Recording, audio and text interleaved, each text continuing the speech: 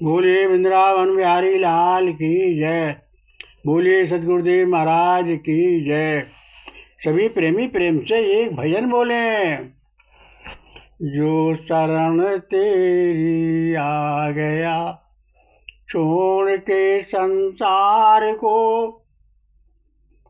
जो शरण तेरी आ गया, जो शरण तेरी आ गया छोड़ के संसार को, पद पकड़ तेरे लिए छोड़ कर जंजाल को, ले रहा है नाम नित नाम अमृत मान के, नाम अमृत पी रहा है नाम अमृत जान के, छोड़ कर सब उधर बदर मानता एक कृष्ण को, जब उसे श्री कृष्ण से भिन्न अन्य कुछ ना चाहिए। श्री कृष्ण ही सर्वस्व है, श्री कृष्ण उसको चाहिए। सौंप सब कुछ देत वो अपने प्यारे कृष्ण को, जो शरण तेरी आ गया छोड़ के संसार को, पद पकड़ तेरे लिए छोड़ कर जंजाल को, हर समय बस कृष्ण ही दिल मन में रहते हैं बसे, रोम रोम कृष्ण है भावों में रहते हैं बसे, अपने सुवासु करम व फल अर्पण करें श्री कृष्ण को, राम कृष्ण दास तो श्री कृष्ण तेरे नाम पर, लाज तेरे हाथ है दास तेरे नाम पर, रोम रोम श्री कृष्ण है सब बोलो जय गोविंद को, जो शरण तेरी आ गया छोड़ के संसार को, पद पकड़ तेरे लिए छोड़ कर जंजाल को, बोलिए वृंदावन बिहारी लाल की जय। बोलिए सतगुरुदेव महाराज की जय। सभी प्रेमी प्रेम से संकीर्तन बोले। कृष्ण नाम सुखदाई भजन करो भाई, ये जीवन 2 दिन का, राम नाम सुखदाई कृष्ण नाम सुखदाई भजन करो भाई, ये जीवन 2 दिन का।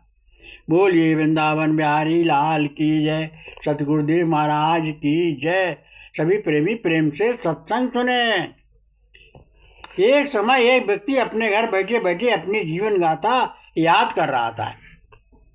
वर्ष की अंतिम रात्रि थी, वर्षा हो रही थी, बिजली कड़क रही थी, घनघोर अंधेरा था। एक वृद्ध व्यक्ति अपने गुजरे जीवन को याद कर रहा था। कैसा सुंदर बालपन था, हिल मिल खेलते कूदते थे, पाठशाला में सब साथ साथ विद्या पढ़ते थे। अपने इष्ट मित्रों को याद आती रही। युवावस्था पर चिंतन आ गया। युवावस्था पर चलते चलते चिंतन आ गया। सुडौल शरीर, रसीले नेत्र, उस अवस्था में बड़े बूढ़ों की शिक्षा पर ध्यान न देकर जीवन विषय भोग में गंवा दिया। मैं कितना भागा हूँ। उसे अपने माता पिता, भाई बहन, इष्ट मित्र, पत्नी, बच्चे सभी याद आने लगे। पूर्वावस्था का स्मरण हो आया। अब ना वो यौवन रहा, ना लावण रहा, न उमंग रही, न व्रत रहा, न उपवास रहा। तीर्थ यात्रा, कथा श्रवण आदि उसने किए, वो सब याद आने लगे। तब मन को जरा भी संतोष नहीं मिला। वह सोचते सोचते चिल्ला उठा, हाय समय, मैंने तुझे क्यों खो दिया। वृद्ध फूट फूट कर रोने लगा। उसने ध्यान से देखा तो एक प्रकाश अंदर आता दिखाई दिया। वो एक देवदूत की प्रतिमा थी। वो उसे संदेश दे रही थी कि बस शोक मत करो, जो बीत गया वो आ नहीं सकता, उसे भूल जाओ। अभी आगे के कई श्रेष्ठ बाकी हैं, वे भी कम नहीं हैं। उनका उदय सदुपयोग करो, वर्तमान को संभाल लो, अपने को देखो, अपने जीवन की दशा बदल लो डालो। ये संसार सच्चिदानंद घन परमात्मा की प्रतिमूर्ति है। धर्म मंदिरों में नहीं, अपनी आत्मा में उसे तलाशो। सारे विश्व बंधुओं जीवों को ईश्वर का घटक मानकर उनकी पूजा करो। समझ संचार श्री मन जनो सत्कर्म करो, सबकी भलाई के काम करो, सबसे प्रेम करो, प्रेम देना प्रेम लेना ही प्रभु का अपना कर्तव्य मानो। प्रभु का नित्य निरंतर सुमरन करो, वह धन्य हो गया सत मार्ग पर चलकर जीवन के अंतिम क्षणों का अंतिम दर्शन कर लोक सेवा में लगाकर जीवन सफल बना लिया। इसलिए सभी प्रेमी से जो हो गया उसका प्रायश्चित कर लो और वर्तमान को सुधारो, अपने को सुधारो, तभी कल्याण संभव है। जो भी जीवन में आगे बढ़े, पथ प्रदर्शक बने, उन्होंने ये जाना पहचाना कि उनको परमात्मा ने किस लिए भेजा है। हर एक प्राणी आत्मा का एक विशेष उद्देश्य है। यहाँ आके उसे क्या करना है, यहाँ आके उसे जैसे विवेकानंद यदि बैरिस्टर बन जाते तो सुभाष चंद्र बोस ICS बन जाते और भगत सिंह जमींदार बन जाते, महावीर स्वामी भगवान बुद्ध आदि तो क्या वे सब काम कर पाते जो उन्हें माध्यम से संपन्न हुआ। ये सभी प्रकाश पुंज बने, प्रेरणा के स्रोत बने, आज जन जन के मार्ग प्रदर्शक बने। हमें भी सबको अपने जीवन का उद्देश्य पहचानना और कुछ खास बनाना है, कुछ सत्कार्य जन साधारण सबके हित सबकी भलाई करना है। प्रभु का वायदा करके हम जो आए हैं उसको पूरा करने का प्रयास कीजिए। हमें क्या करना है क्या नहीं करना है, क्या लेकर आए हैं क्या ले जाएंगे, यही बार बार सोचते ये प्रश्न एक बार नरेंद्र नाथ ने कृष्णदेव से कहा, ठाकुर जी मुझे एकांत में समाधि लगानी है, मुझे उसी में ही आनंद आता है। आप मुझे ऐसी आशीष दे कि मैं ऐसा कर सकूं। ठाकुर श्री रामकृष्ण परमहंस ने कहा, पागल कैसी छोटी छोटी बातें करता है, तुझे बरगद के पेड़ की तरह देखना चाहता हूँ। तेरी छाया में अनगिनत लोग विश्राम लेंगे, अगणित लोग तेरे जैसे भूम बनेंगे। तू चंकी सोच रखता है, भगवान तुझसे बड़ा काम कराना चाहते हैं।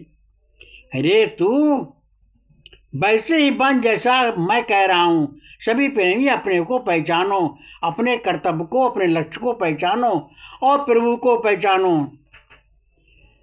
याद रखो कर्तव्य पालन ही सबसे बड़ी पूजा है। वर्तमान को सुधारिए, जो बीत गया सो बीत गया, गुजरा हुआ जमाना आता नहीं दोबारा, जो गुजर गया वो दोबारा नहीं आएगा। इसलिए उसकी सोचना विचारना और उसका पछता करना कोई फायदा नहीं। इसलिए प्रयाचित करो उसको और वर्तमान को सुधारने की कोशिश करो। वर्तमान को सुधार लिया जिसने, उसने भूत भविष्य वर्तमान सब सुधार लिए, और जिसने अपने वर्तमान बिगाड़ लिया उसने कुछ भी नहीं किया है। ऐसा मानकर प्रभु के लिए सब अर्पण कर दो, ऐसा मन का विषय बना लो। सभी लोग गुरु गोविंद सिंह के एक साथ में आला और एक हाथ में भाला। गुरु सिंह के एक हाथ में था आला और एक हाथ में था भाला। गांधी जी ने सत्य अहिंसा की शिक्षा दी और उसके साथ में उन्होंने जहाँ बुराइयाँ फैली हुई थीं उसके विरुद्ध लोहा भी लिया और सत्याग्रह की मुहिम खड़ी कर दी। महाभारत युद्ध के दौरान कर्ण ने भीष्म से पूछा, आप हम सबके पितामह के साथ साथ परशुराम जी के शिष्य हैं, मेरे गुरु भाई भी हैं, फिर ऐसा क्यों होता है कि अर्जुन से अधिक पराक्रमी होने के बावजूद ये विश्वास मन में होते हुए भी कि मैं युद्ध में उसे हरा दूंगा, जब भी मैं अर्जुन के समक्ष होता हूँ तब तक पराजय का भाव मेरे मन में बराबर आता है। मुझे बताइए क्या कारण है।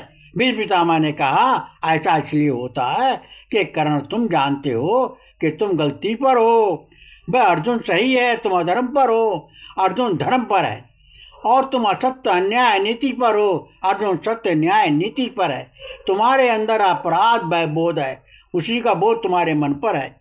भावनाओं का अवरोध है, तुम्हारी क्षमताओं का रोकता है। तुम्हारे विचारशील होने के नाते ये भी जानते हो कि पांडवों के साथ अन्याय हो रहा है और तुम न्याय के पक्ष में खड़े हो। तुम्हारा अंतर्मन बार बार रचकता है और कहता है कि तुमसे कि तुम अधर्म का साथ खड़े हो, इसलिए पराजय का भाव आता है, क्योंकि विजय तो सदा सत्य धर्म और नीति न्याय की होगी। अर्जुन के साथ स्वयं जगत पिता जगदीश श्री कृष्ण है।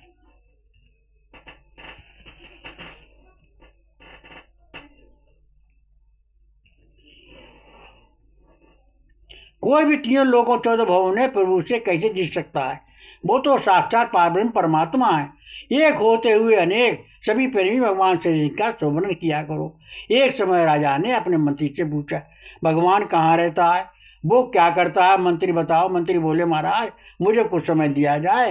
राजा ने बात मान ली और 7 दिन का समय दे दिया। अगर 7 दिन में नहीं बताया तो तुम्हें दंड दिया जाएगा। ये उत्तर मिला तो ऊंचा पद मंत्री घर आ गए और खाना पीना सब छोड़ सब किताबें देख ली। कुछ लोगों से पूछा पर कहीं भी इस प्रश्न का उत्तर नहीं मिला। 7 दिन सोच विचार में व्यतीत हो उठे। 8वां दिन आ गया, राजा का बुलावा आ गया। मंत्री बहुत परेशान था। मंत्री का एक नौकर था, वो भी बड़ा प्रभु का भक्त विद्वान था। नौकर ने मंत्री से कहा, मंत्री किस विचार में पड़े हो, मुझे बताओ। मंत्री ने सब बात बता दी। नौकर ने कहा, आप चिंता छोड़ दो और खबर भेज दो कि मैं किसी कारणवश नहीं आ सकता। आपके प्रश्न का उत्तर मेरा नौकर दे देगा। नौकर के राजा के पास पहुंच गया। बोला, राजन मैं आपके प्रश्न का उत्तर दूंगा तभी जब आप जगह मुझे दोगे। राजा ने बात मान ली। नौकर गद्दी पर बैठ गया और बोला, थोड़ा दूध मंगाओ। दूध आया। वो नौकर दूध में मक्खन को हाथ से ढूंढना शुरू कर दिया। राजा बोले, दूध में क्या देख रहे हो? राजन, मक्खन। मक्खन ऐसा नहीं मिलता। इसे गर्म करो, फिर जमाओ, फिर इसे रही से चलाओ, तब मक्खन निकलेगा।